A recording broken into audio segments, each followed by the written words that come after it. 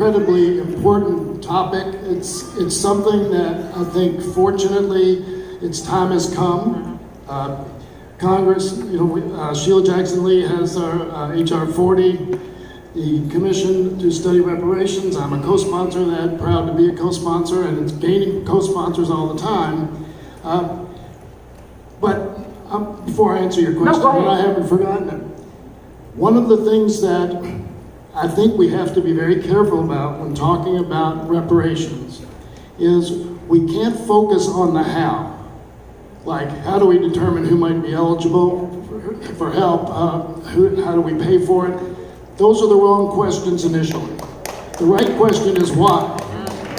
Why it's important to do it. Because until we convince a significant portion of the country that it is justified and make them comfortable with it, and understand that just because they didn't own any slaves themselves doesn't mean they're innocent of the institutionalized discrimination that has led to the disparity in wealth, then it doesn't matter how the money is processed, because it won't be coming.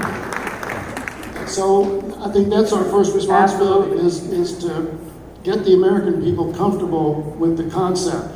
And I'd be happy to join in helping make that case. So the way money gets appropriated in Congress is that we set a budget. That's what my committee does. At least we're supposed to set a budget. We haven't been very successful at it recently, but we're supposed to. And then so we would, for instance, set a budget that, let's say we wanted to add another $5 billion to HBCU funding. Okay.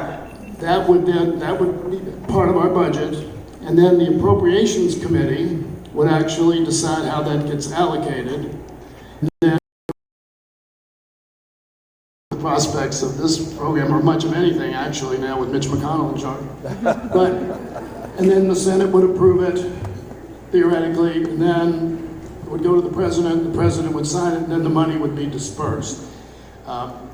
But there's a lot. But yeah, here's one of the problems, and I think this is one of the problems in terms of how we talk about politics, right? Sometimes the rhetoric doesn't match the budget.